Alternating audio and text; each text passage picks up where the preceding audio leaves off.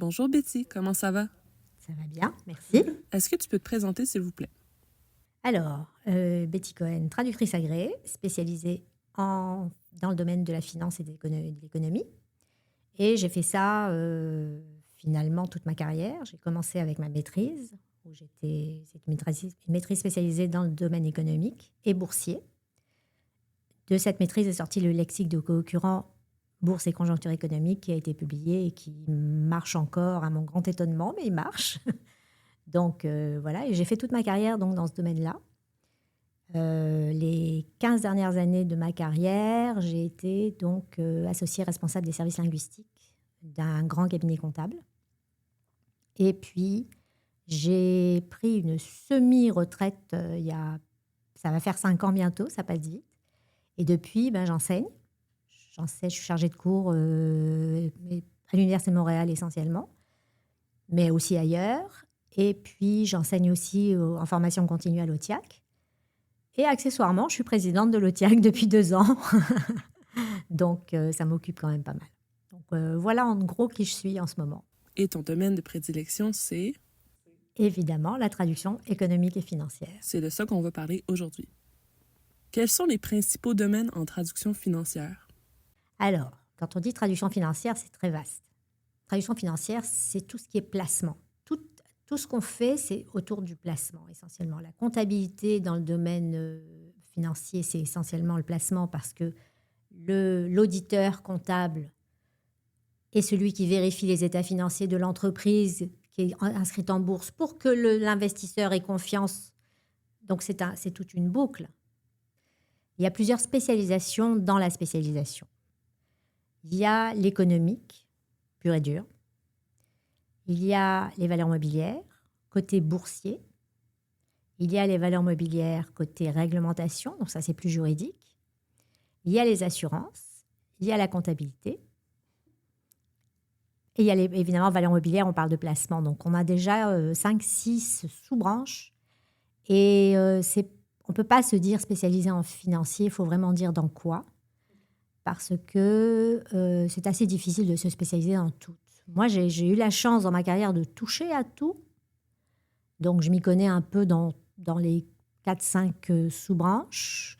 Mais ma vraie spécialisation, c'est la bourse et les valeurs mobilières. Économie, bourse, valeurs mobilières. Parce que tout ça est un peu relié. Quand on fait des commentaires économiques, des commentaires boursiers, on touche à l'économie.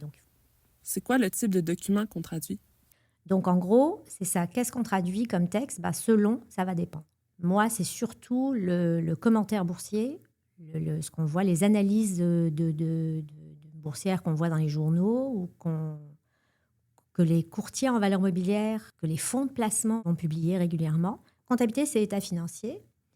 Du côté de la réglementation dans le placement de la valeur mobilière, mais côté réglementation, c'est que toutes les entreprises qui sont inscrites en bourse doivent, quand elles s'inscrivent en bourse ou qu'elles font une nouvelle émission d'actions, déposer des prospectus, qu'on appelle un prospectus d'émission. Et c'est un document semi-juridique, semi-financier, qui est obligatoire. Et il y a ce document-là à l'émission, qui est généralement un document assez énorme à sortir assez vite. Donc, ça fait travailler beaucoup. Et après, ils ont aussi des documents d'information, une notice annuelle notamment, que ces mêmes émetteurs-là doivent renouveler chaque année. Ça, c'est du semi-juridique, semi-financier.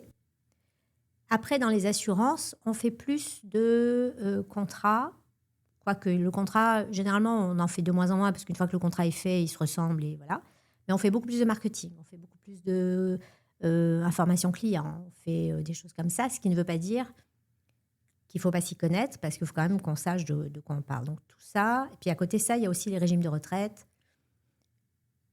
qui reviennent un petit peu au placement. Donc ça se mélange et ça se touche, mais ce sont quand même des spécialisations, des sous-spécialisations différentes. Donc on va traduire plusieurs types de documents. Comme partout, l'exactitude, elle est primordiale, c'est clair. Mais il y a aussi un jargon, il y a aussi plein de choses. C'est ça qui rend la chose intéressante aussi. Est-ce que tu as des exemples de jargon? Ah mon Dieu. J'ai des exemples de raccourcis. Ben justement, en revenant à la co-occurrence, bon, j'avais sorti le premier il y a bien longtemps, c'était en 1986, donc ça me rajeunit pas, comme dirait l'autre. Mais bref, et le deuxième, on l'a sorti bien longtemps après, puisqu'il est sorti en 2011-2012, la réédition. Entre les deux, j'ai refait, j'ai enrichi, et en faisant ça, je me suis aperçue qu'il y avait certains co-occurrents qui étaient complètement obsolètes, et d'autres qui sont venus. Celui auquel je pense là, c'est Dévissé, la bourse Davis. Alors, ça commence comme ça. La bourse Davis, ça veut dire qu'elle tombe, elle baisse. Alors, c'est un synonyme comme ça. Dévissé, d'où est-ce qu'ils sont sortis ça? Aucune idée. Puis, ce qu'on constate, c'est que on va commencer par dévisser intransitif. Puis après, ça va être dévisser de temps pour cent. Comme on dit, baisser de temps pour cent. Donc, ça commence un peu comme ça. Dégringoler, c'était comme ça. On dégringole tout seul, puis après, on dégringole de. Alors, toute la co-occurrence lexicale évolue beaucoup. Idéalement, il faudra en refaire un autre maintenant, mais enfin, c'est encore une autre chose. Alors, mais c'est ça. Donc, il y a des jargons comme ça. Il y a des tournures de phrases qu'on ne recommanderait pas parce que la syntaxe, c'est pas vraiment. Mais quand on lit, par exemple, dans des journaux, des commentaires de gestionnaires de portefeuille, ils vont te dire « Nous sommes positifs sur tel et tel secteur ». Mais c'est très clair. C'est qu'en fait, le gestionnaire est optimiste à l'égard d'un secteur d'activité, donc il va investir là-dedans. Donc, il est positif. Alors, c'est un jargon. Après, ce n'est pas recommandé toujours, mais c'est un jargon qui est dans les journaux en ce moment. Que le traducteur, moi, comme traductrice, je ne me permettrais pas de faire ça dans une traduction aujourd'hui, mais je vais quand même me permettre certaines autres libertés, peut-être un peu moins éloignées de la norme, on va dire. Mais ça va venir, parce que la langue évolue, parce que, voilà. Donc, ça va venir à un moment donné, on va être positif sur quelque chose. OK. Mais est-ce que ça va rester dans le domaine économique ou ça va entrer dans l'usage? Alors, ça dépend. Il y en a qui restent souvent dans le domaine économique parce que c'est vraiment un jargon assez spécialisé. Parfois, il y a certaines expressions qui sortent, mais ce que j'ai vu jusqu'à maintenant, pas beaucoup. Pas beaucoup. Comme je dis toujours, et je le dis même quand je renseigne aux étudiants, je leur dis, vous avez le droit de faire ça. Hein? Non, mais attention, juste là, pas ailleurs. Pas ailleurs. Parallèlement, si on veut parler de terminologie, dans le domaine comptable, par exemple, il y a des mots de la langue courante qui deviennent et qui prennent une acception très, très, très spécialisée en comptabilité. Il y a un terme anglais en comptabilité, en audit, qui est materiality, que nos comptables appellent matérialité, mais ce n'est pas en tout. Et en fait, en français, ça va être... ça a été longtemps importance relative. Donc, quand tu vois importance relative dans le langage courant, c'est un terme tout à fait anodin. Mais l'importance relative en comptabilité, ça a un sens. Donc, il faut faire très, très attention quand on traduit en comptabilité. On n'invente rien. Il faut vraiment aller vérifier le sens de chaque mot. C'est du quasi-juridique. Donc, très important. Maintenant, on parle de significativité. En tout cas, on en parlait il y a 5 ans quand je suis partie. Depuis, j'en ai pas refait. Mais voilà. Donc, là aussi, il y a un jargon, une terminologie très précise et très spéciale. Et le piège en comptabilité, c'est de se dire « je fais du financier, je peux faire du comptable. » Va voir, va chercher, parce que chaque mot vaut son pesant d'or, si j'ose dire. Et parfois, on peut faire de grosses erreurs parce qu'on n'aura pas employé la terminologie adéquate. Donc, très, très, très important. Assurance aussi, c'est un peu comme ça. Il n'y a rien qui me vient à l'esprit. Mais c'est de ça qu'il faut se méfier. C'est pour ça que la spécialisation est très importante. Est-ce que c'est un domaine en demande? Oui. C'est-à-dire que c'est un domaine qui est demandé. Je pense que la majorité des emplois en traduction qui se sont créés ces dernières années, c'est beaucoup, beaucoup dans ce domaine-là. parce que c'est un flux d'informations obligatoire, réglementaire, donc qui doit être traduit. Et je parle de ça, je ne parle pas de tout le côté marketing, de toutes les infos qui sortent. Les courtiers en valeurs mobilières publient énormément. Ils ont des sites web où ils publient des blogs, des trucs tout le temps. Les fonds de placement, pour les traducteurs dans ce domaine-là, c'est une manne parce qu'ils sont obligés de publier et de faire ces commentaires-là tous les 6 mois. Donc, tous les 6 mois, il y a du travail. Récession par récession, il y a du travail. Je dis toujours en faisant rire tout le monde que moi, j'ai une spécialité recession proof. Donc, il y a toujours du travail. Alors ça, c'est un des grands domaines. Après, il y a la comptabilité, où là aussi, c'est quand même un domaine où on a du travail assez régulièrement, parce que toutes les entreprises cotées en bourse doivent publier leurs états financiers tous les 3 mois. Donc, la même chose, quand on a un client, il revient régulièrement tous les 3 mois. Donc, c'est bien parce que ce sont des clients qui sont assez récurrents. C'est un domaine où on publie beaucoup et on parle tout le temps, parce que ça va mal, on en parle, ça va bien, on en parle. Et il faut en parler. Parce que les investisseurs, quand ça va bien, il faut leur dire que ça va bien. Quand ça va mal, il faut les rassurer. Alors, on publie. Donc, il y a du travail. À qui on peut faire appel pour traduire ces documents? Le financier est souvent fait par des cabinets de... les rapports financiers de fonds de placement, par exemple, doivent être vus par l'auditeur. Parce qu'il faut... Voilà. Donc, il y a certains fonds de placement qui vont faire leur traduction par leur cabinet comptable, mais qui vont faire tout le reste ailleurs. Il y en a qui mettent tout au même endroit dans un cabinet, parce que les comptables ne peuvent pas faire autre chose que ce qui est comptable, ce qui est financier purement comptable. Donc ça, ce sont des obligations, etc. Alors, on peut avoir des gens... Il y a beaucoup de fonds de placement, par exemple, qui vont aller d'un côté pour leur marketing, de l'autre côté. Le défi, là, c'est de garder la même terminologie, d'être cohérent. Mais en même temps, les rapports de fonds communs de placement qui sont traduits, par exemple, soit par des cabinets, soit par des cabinets de traduction, soit par des cabinets comptables, c'est quand même une bête à part. Ou même, il y a des services internes.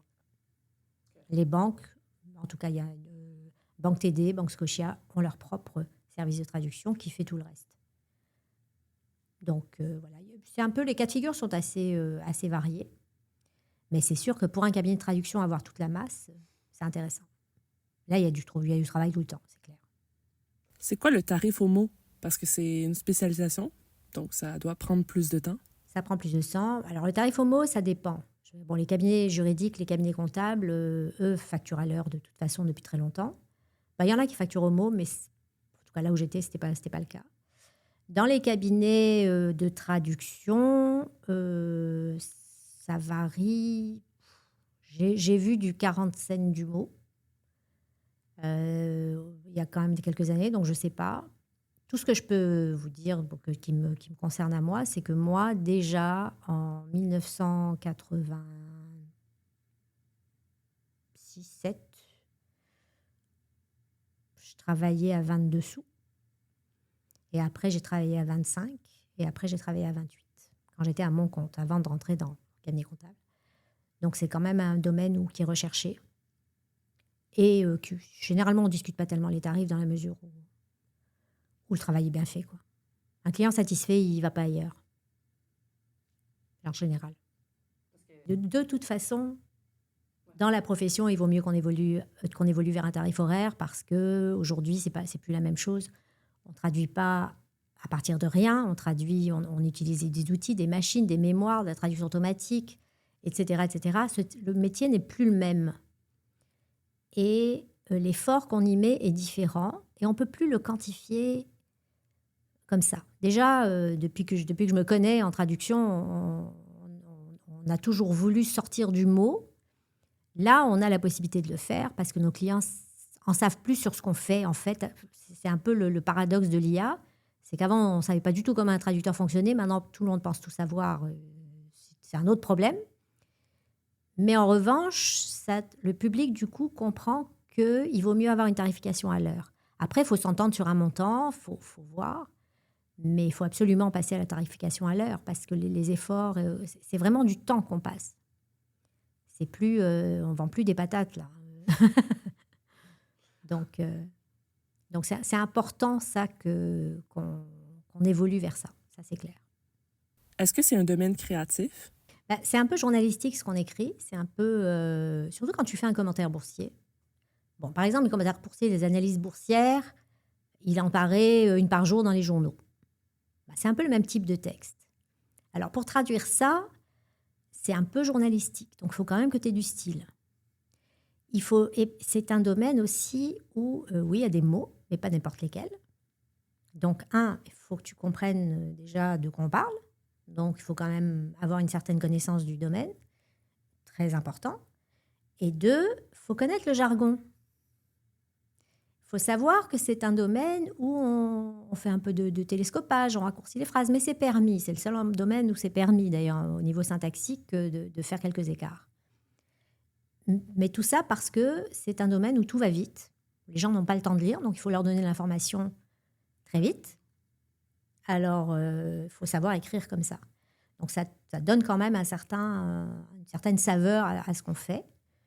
Mais il faut lire l'actualité économique. Pourquoi ? Parce que souvent, ces commentaires qu'on va traduire sont écrits par des spécialistes qui se comprennent, eux, mais qui parfois... et puis parlent à des gens qui sont aussi dans le domaine et qui s'y connaissent. Donc, il y a beaucoup, beaucoup de sous-entendus. Ce ne sont pas des sous-entendus, mais une espèce comment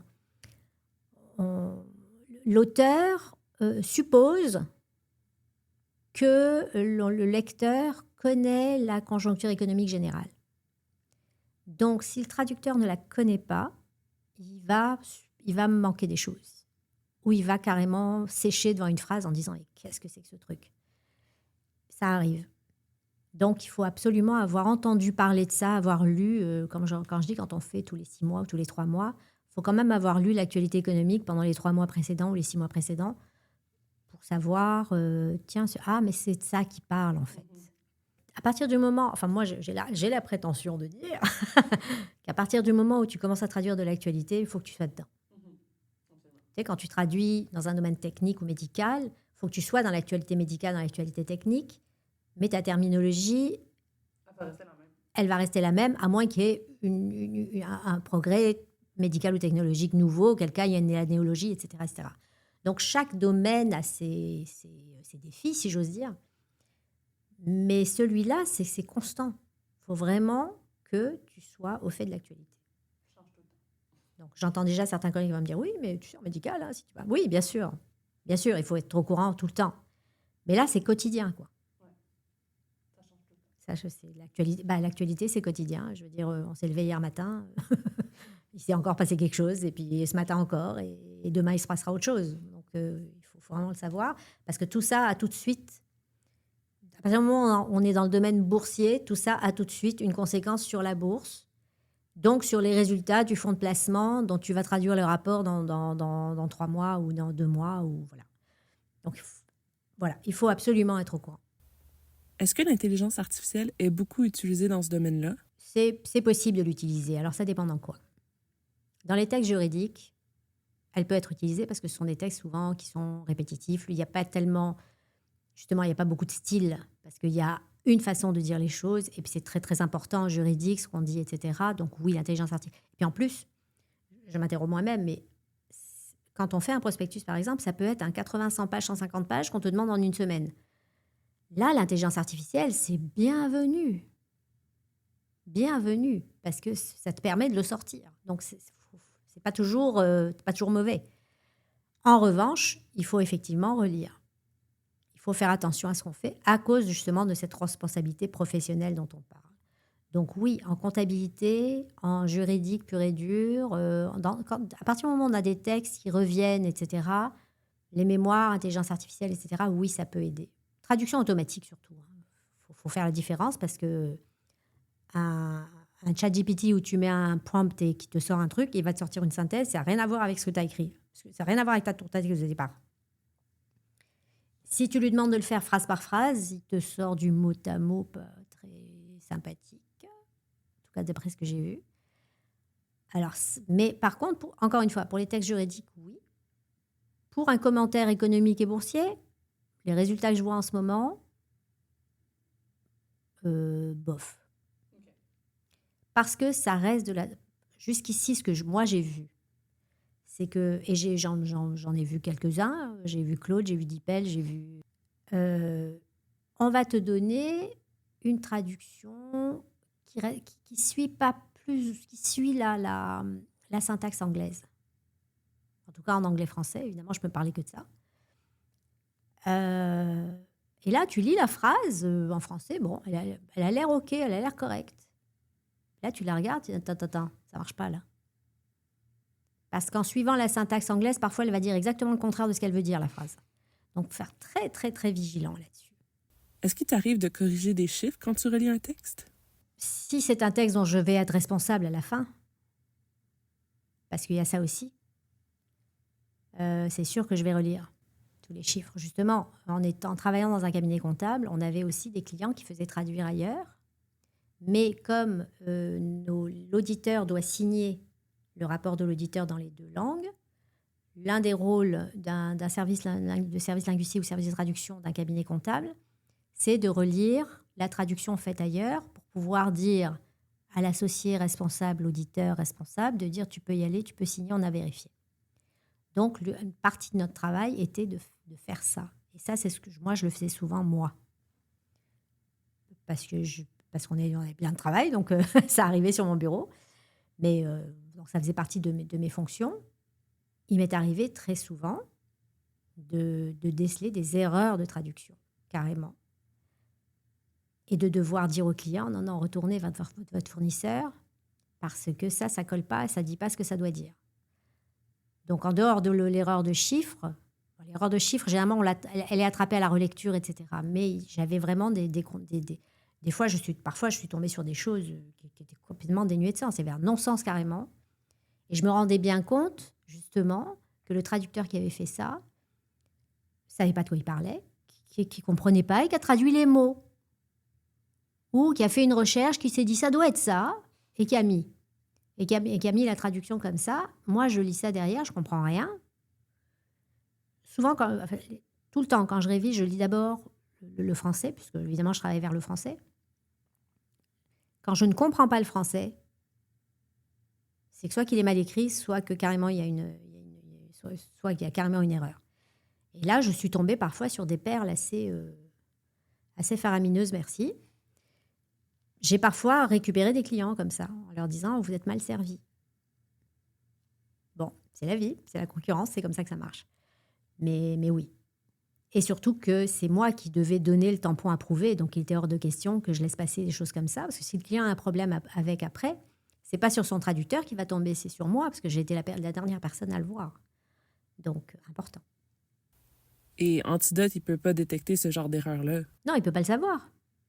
Aucune façon de le savoir, parce qu'Antidote, déjà, ne regarde que ton texte français. Donc, lui, il va corriger la syntaxe, il va corriger le style éventuellement, il va corriger les choses comme ça. Parfois, en ce qui me concerne, je trouve que ça surcorrige un peu, mais enfin, ça dépend. Ça dépend des besoins qu'on a. Hein. Ça, c'est sûr que il faut le paramétrer comme on le veut. Ça dépend des besoins. Il y en a qui en ont plus besoin que d'autres. Bon, c'est normal. Mais lui, il ne connaît pas ton texte. Voilà. De la même façon, en traduction automatique, etc., j'ai une anecdote qu'une de nos consoeurs spécialisée en pharmaceutique, elle a donné un exemple, mais qui est parlant de chez parlant. Elle est habituée, elle est spécialisée, elle a un client qu'elle connaît depuis longtemps. Elle sait qu'il y a un comprimé de 1,2 mg. D'accord ? Elle a l'habitude de voir ce comprimé-là à 1,2 mg. Très bien. Un jour... Non, l'anglais... Erreur dans l'anglais, c'est 1,2 g. Là, elle s'est passé à la... si elle l'avait juste passé à la machine, si le client l'avait juste passé à la machine, elle lit 1,2 g, elle redonne 1,2 g. Elle, traductrice professionnelle, connaissant son client, voit ça. Elle se dit, attends une seconde, pas la même chose, c'est une posologie de médicaments, il faut faire attention quand même. Elle a appelé son client. Est-ce que vous avez augmenté ou qu'est-ce que vous avez fait? Non, non, non, merci beaucoup, c'était une erreur. On sert aussi à ça. C'est ça être un professionnel et c'est à ça qu'on sert. La machine, elle voit un gramme, elle va traduire un gramme et c'est normal. Donc, il faut qu'il y ait quelqu'un de spécialisé qui sache de quoi il parle pour, encore une fois, vérifier, etc. Et il faut vérifier. Parce qu'encore une fois, s'il y a une erreur et qu'il y a une plainte après, etc., c'est pas moi, c'est la machine, ça ne marche pas devant un juge. Là. Ça va pas fonctionner vraiment. Est-ce qu'il y a des différences entre les variations linguistiques? J'ai traduit et puis je donne souvent à mes étudiants quand j'enseigne, souvent des textes de The Economist. Plus anglais ça, tu meurs. c'est très, très, très anglais. Mais en fait, paradoxalement, The Economist est tellement bien écrit en anglais qu'on pourrait le traduire mot à mot en français, ça donnerait du bon français. Comme quoi, quand une langue est bien écrite, elle est facile à traduire. L'anglais américain, l'anglais canadien, pas toujours. Bon, après, même l'anglais d'Angleterre n'est pas toujours, mais The Economist en particulier, c'est bien écrit. Dans le domaine de la gestion, parce qu'aussi dans le financier, il y a aussi la gestion, etc., qu'on va rentrer. Là, en France, la mode, je dirais en France, en Europe, la mode est à l'anglais. Donc, en fait, ils vont employer énormément de termes en anglais, alors que nous, au Québec, on a la traduction depuis longtemps. Alors là, aujourd'hui, oui, il y a une différence entre la langue européenne, le français d'Europe et le français du Québec, en ce sens qu'au Québec, on parle français, c'est le cas de le dire. Quand j'ai commencé, en anglais, Price Earning Ratio, c'était bénéfice par action partout. Tout d'un coup, les Européens et les Français se sont mis à dire un Price Earning ou le PER, PER. Pourquoi? On ne sait pas. Et ça a commencé comme ça. Donc, il y a aussi une détérioration qui est une mode, j'espère, et qui va se résorber un petit peu, mais il va y avoir des séquelles, c'est sûr. Mais par contre, voilà, le paradoxe de ça, c'est qu'on a énormément de calques, c'est même pas des calques, enfin, c'est des angles, voilà, on a des emprunts directement à l'anglais, mais en revanche, on va avoir un vocabulaire très, très coloré, comme des vissés, comme des gringolés. Donc, il y a quand même une créativité et il y a quand même une belle écriture, malgré tout. Il y a les mots anglais. Alors, c'est pour ça, moi, je dis, je dis souvent quand j'enseigne, allez vous inspirer de ce style-là parce qu'il permet d'écrire assez bien. Et je le vois bien, les journalistes économistes ici au Québec, on le voit qu'ils vont lire ailleurs et puis ça ressort dans leur texte. Donc, il y a quand même une langue qui est bien écrite. Il faut faire abstraction de cette fichue mode de mots anglais qui, franchement, est ridicule. Mais voilà, c'est leur problème, c'est pas le nôtre. Est-ce que tu traduis les néologismes? Quand c'est tout nouveau, il vaut mieux garder l'anglais et l'expliciter un petit peu plutôt que de se mettre à traduire parce que là, plus personne ne va comprendre. La même chose, il y a une chose que je dis souvent pour en revenir au domaine boursier. Il n'y a qu'au Canada où on a des indices qui ont les deux noms, c'est-à-dire un en anglais et un en français. On est sur un marché, une bourse, comme la bourse de Toronto par exemple. Et l'indice de la bourse de Toronto, ça s'appelle le TSX 300, S&P TSX 300. Ce sont les 300 titres les plus négociés, les plus fortes, les plus importants qui sont négociés à cette bourse-là. On en fait un panier, puis on suit l'évolution de ce panier. Disons qu'on a une base 100 aujourd'hui, demain il a augmenté de 10%, ça va être 110, etc. etc. Donc quand on entend aux infos le soir que le S&P 500 a gagné tant ou a perdu tant, c'est cet indice-là. C'est un panier d'actions qu'on suit pour voir si le marché monte, descend. Alors, c'est un acronyme, mais est-ce qu'on le traduit ou pas? Bon, le S&P 500, TSX 300, ça va.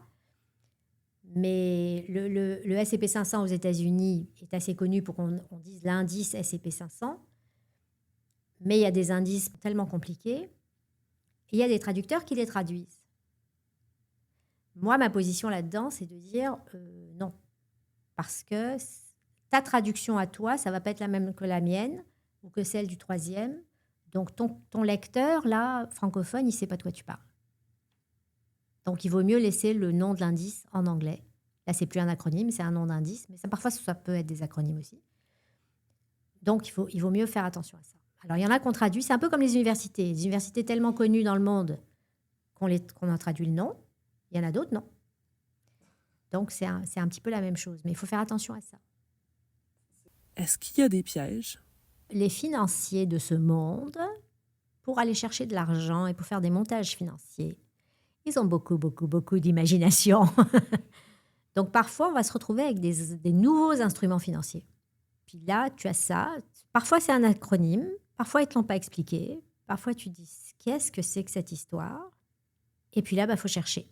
Il faut chercher. Et ça, c'est un piège parce qu'il faut vraiment comprendre. Et l'idée là-dedans, c'est de comprendre comment ça fonctionne. Et moi, je dis toujours, dans une transaction financière, il faut que les deux soient gagnants, mais opposés. C'est-à-dire que chacun doit y voir son profit, mais les avantages, les intérêts sont opposés. Donc, je me dis toujours, je ris toujours en disant ça, je dis à qui profite le crime? Donc, si moi j'aimais, par exemple, ce genre d'instruments financiers, quel est mon intérêt à les mettre? Et celui qui va me l'acheter, quel est son intérêt à lui? Et là, je tire un fil, et puis je tire le fil, et je débroussaille, je démêle la pelote comme ça. C'est vraiment de comprendre comment ça fonctionne. Et là, après ça, tu vas pouvoir proposer une traduction, mais qui a du sens. Si c'est nouveau, tu vas le garder en anglais, puis tu vas l'expliquer derrière en disant, voilà comment ça s'appelle, voilà ce que ça mange en hiver, voilà ce que ça fait. Et finalement, c'est quoi les qualités nécessaires pour être traductrice financière? De la curiosité, de l'intérêt pour l'actualité, de l'intérêt pour ce qui se passe dans le monde. Sinon, on traduit mal et sinon, on s'ennuie. Donc, la qualité principale, c'est celle-là. Puis après, il faut être aussi un petit peu être curieux de voir les jargons, les façons de faire, les façons de voir, les nouveautés lexicales, les choses comme ça. Merci d'avoir participé au podcast. Merci à toi de m'avoir invitée. Où est-ce qu'on peut te suivre sur les réseaux? Sur LinkedIn, essentiellement. Voilà, je raconte parfois... je parle beaucoup d'IA et de profession, vu le chapeau que je porte en ce moment. Merci. De rien.